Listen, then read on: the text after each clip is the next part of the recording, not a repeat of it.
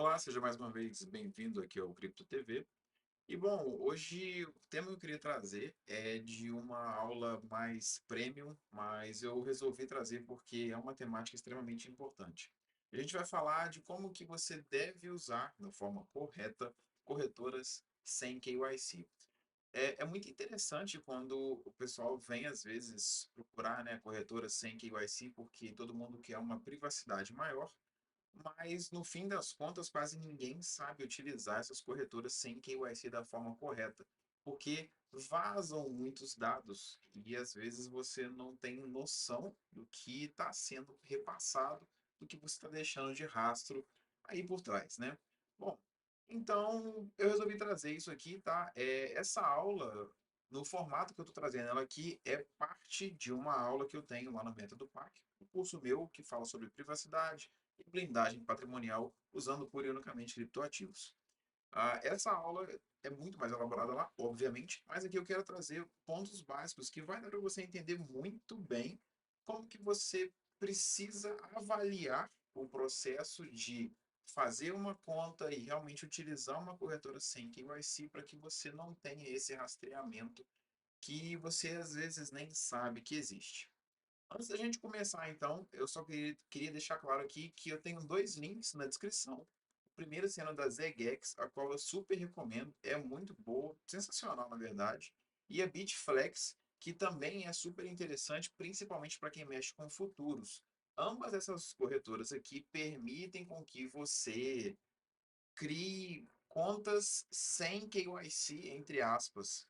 Sem KYC que eu falo assim, você tem uma identificação que vai ser apenas o e-mail. Se você for inteligente o suficiente para fazer com que ninguém chegue até você através desse e-mail, maravilha, você tem então uma movimentação aí que você pode ter sem KYC e de fato, né, conseguir todos os benefícios dessa movimentação de fundos, etc, sem que ninguém saiba que você é você.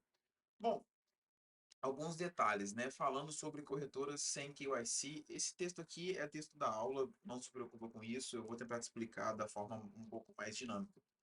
Mas a questão é o seguinte: a gente tem corretoras, como por exemplo, temos a Binance, temos a, sei lá, Nova Dax ou Mercado Bitcoin, né? São corretoras. Essas corretoras elas pedem para que você envie a sua carteira de identidade ou de motorista, uma foto pessoal, a cor da sua cueca, coisas do tipo, né? Para que você possa então ter uma conta e fazer movimentações financeiras com eles. As corretoras sem KYC, essas duas que eu trouxe aqui como opções, link na descrição, elas permitem com que você movimente criptomoedas dentro delas, sem que haja necessidade por você fazer toda essa verificação documental e etc. Isso permite com que você faça movimentações financeiras em criptomoedas, elas não aceitam real, não aceitam Pix, tá? Elas permitem que você faça essas movimentações com mais privacidade, de forma que você consiga movimentar, às vezes, valores sem que eles estejam atrelados à sua identidade. Por isso a gente quer usá-las, né? Não me interessa o que você vai fazer com isso, só saiba que é possível.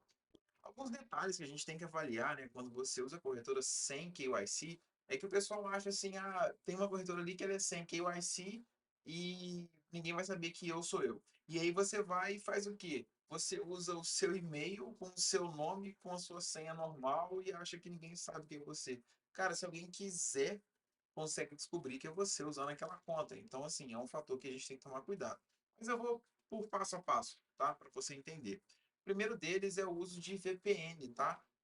Eu super recomendo que você use VPN para acessar, né, corretoras sem KYC. Deixa eu ver se assim fica melhor. Acho que fica um pouco melhor de enxergar, né? Então, o uso de VPN é extremamente importante. Na verdade, eu acho que o VPN tem que ser usado o tempo todo, sempre, porque vai permitir com que ninguém saiba que o seu IP é que está acessando aquela corretora sem KYC, por exemplo, tá? Apenas uma ideia, deixo duas recomendações aqui, a Mulvad, que é muito boa, e a Proton VPN também sensacional. Ambas são pagas, não se usa VPN gratuita, tá? Só para que você já saiba. Então, eu recomendo que você esteja sempre usando VPN ao fazer esse acesso. Posso usar a Tor? Claro, claro que você pode usar a Tor. É uma boa possibilidade, eu diria. Eu prefiro usar VPN, eu acho que é mais simples, tá? Mas use Tor, Tor pelo menos é gratuito. Também é uma boa opção. Falando de e-mail, que é uma parte crucial nesse uso, você não pode usar um e-mail que identifique você, se você quer que o uso na corretora seja algo que não te identifique. Não adianta nada, sabe? Você chama, sei lá, João Carlos. Você não pode ter um e-mail na corretora sem KYC, joão.carlos@gmail.com. Tá na cara que é você, é óbvio. Então, assim, preste atenção no e-mail que você vai usar nessa corretora sem KYC para que haja essa dissociação realmente da sua identidade real com essa identidade dessa pessoa que vai fazer movimentações financeiras numa corretora que não tem identificação. Aqui eu deixo também duas recomendações, tá? Uma é o uso de ProtonMail, muito bom, tá? É gratuito. E Tutanota, agora chama-se só Tuta, tuta.com. Os dois são os melhores e-mails em termos de privacidade, tá? Recomendo o uso. Eles somem se você ficar, acho que, um ano sem usá-los. Então, avalie esse detalhe. Mas ainda assim, são muito bons, tá? O próximo ponto que eu queria falar aqui rapidamente é o uso da senha. Entrando numa seara um pouco mais, assim, muito louco com privacidade, mas é algo a ser pincelado, não tem jeito. O uso da senha. Se você não quer ser, de fato, associado às transações que são realizadas naquela conta, naquela corretora, sem KYC, por exemplo, não adianta nada você pegar e botar um e-mail top que não tem nada a ver com você, mas a senha é a mesma sua. Se alguém conseguir hackear o seu computador e acessar, às vezes, as suas coisas, ou botar um keylogger no seu computador e ver o que você escreve lá, consegue associar, por mais que sejam e-mails diferentes, é a mesma senha. E às vezes é uma senha super específica, sabe? O nome seu, o nome do seu pai, o nome da sua mãe e uma data de nascimento de alguém da família, sabe? Então, assim, não, você não pode ter a mesma senha. Na verdade, sim, você até pode, mas entrando numa seara muito doido, né, com privacidade, é algo a ser avaliado, tá? A hora de acesso também é um critério muito assim do cara que está preocupadíssimo com privacidade. Mas se você acessa corretoras sempre durante o dia, ou só na parte da manhã, ou só na parte da tarde, você tem um negócio chamado time zone, que a gente fala. Por exemplo, quem mora no Brasil tem um time zone nosso de estar acordado de 8 da manhã até 10 da noite no Brasil. É diferente de 8 da manhã até 10 da noite no Japão, por exemplo. Então você tem que tomar cuidado com esse seu time zone, tá? A hora que você acessa as coisas, porque a hora que você acessa e as datas é um registro muito fácil de ver. Deixa rastros, tá? Então, assim, estou realmente sendo muito mais criterioso com questão de privacidade, mas são coisas que você deve avaliar. A parte de endereços interagidos, como está anotado aqui, você consegue ler, né?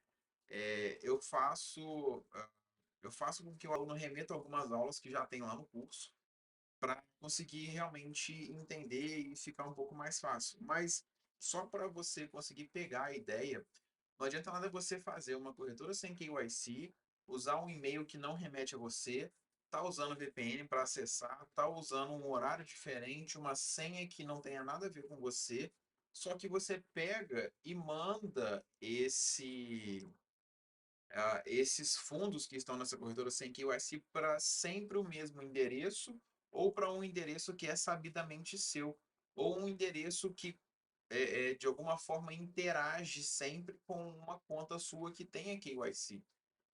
Não faz sentido, você está entregando, você na verdade está gerando uma maior probabilidade daquela conta ser sua ou de alguma forma estar ligada a você, tá? Então, assim, é um ponto a ser avaliado.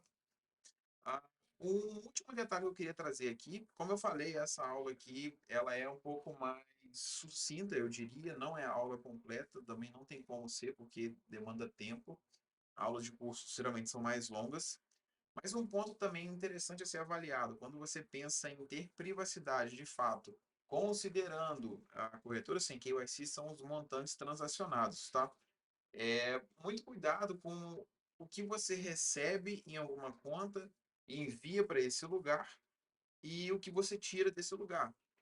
Porque tem como correlacionar o dinheiro que você recebeu do dinheiro que você às vezes está passando por certas contas, do dinheiro que vai chegar no destino final, que você acha que às vezes ninguém sabe que é seu, mas se você for correlacionar os montantes, existe a possibilidade de chegar até você. É só algo a ser avaliado, tá? Não é um pouco paranoico, sim, eu sei, mas se você está realmente buscando privacidade, e eu não falo, na verdade, eu não endosso a prática de crimes, muito pelo contrário, eu falo isso porque eu acho que nós estamos cada vez menos livres em relação à possibilidade de transacionar valores. E eu falo por pessoas honestas mesmo, tá?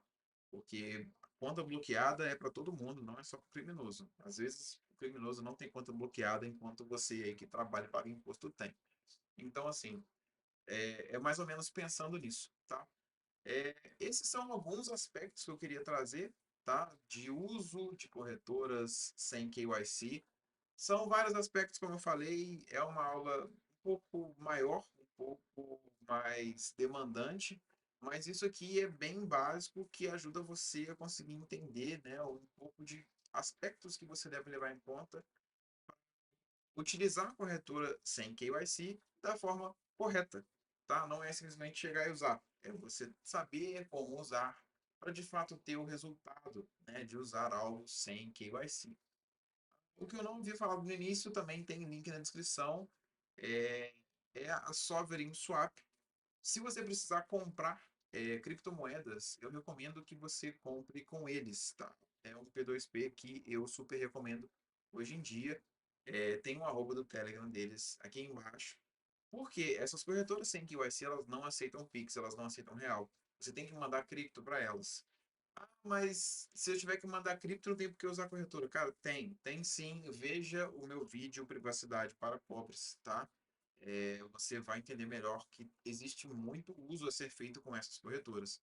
Então, se você precisar, às vezes, se você só tem real, precisa comprar um SDT ou um Bitcoin, Lightning, que seja, entre em contato com eles vão te atender super bem.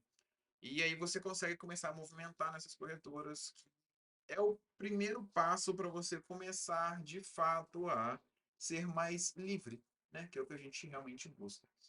Bom, no mais é isso. Eu agradeço quem me assistiu até agora. Fique antenado para mais vídeos aqui no Cripto TV. E eu espero você. Até a próxima e tchau.